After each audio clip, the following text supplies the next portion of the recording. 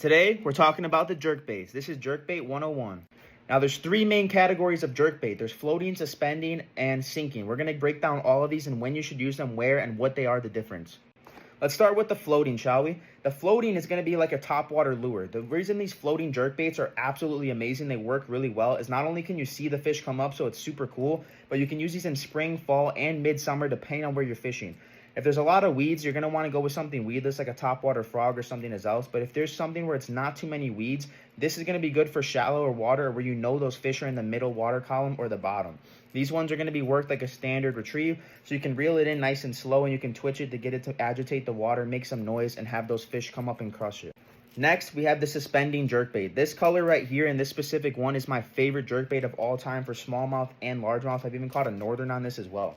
The reason these are a little bit different is these are going to target those fish in the middle water column. So any fish that are in the bottom of the weeds of anything shallow or anything that's in the middle column, just kind of swimming around those schools of bass of smallmouth, largemouth, these work for northern and musky as well. These ones work really, really well. And the way that you want to throw these is you want to do a standard retrieve very slowly, twitch it once or twice and stop. Let it sink. And once you let it sink, it's going to kind of float. You're going to kind of pull it down. It's going to float up just a little bit because it's a suspending bait. And it's going to kind of move up and down in that middle section of the water column, targeting those bass, whether they're a little bit high, a little bit low, or just right there in the middle. It's a perfect all-around jerkbait. And this is by far the most popular that anyone uses.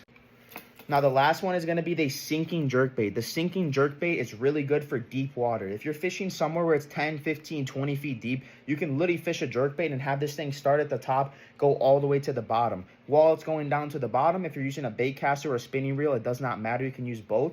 You can kind of twitch it on the way down. So as it's sinking, it's going to replicate that dying fish going down. And you can even give it some quick reels and some quick pauses, and it's going to imitate that dying fish perfectly. So it's just going to sink directly towards the bottom. So any fish that are on the bottom, those you're going to want to use on those super hot days. When it's super hot out, maybe the middle of the day, evening time, and you know those fish are going to be hunkered down at the bottom where the water's nice and cold. Get them out of those weeds. That's when you want to use a sinking jerkbait. If you guys didn't know about these tips, hopefully you guys can get me a follow, and I'm going to give you guys some more fishing tips on the way. If you guys like it, go ahead and check out my YouTube channel as well.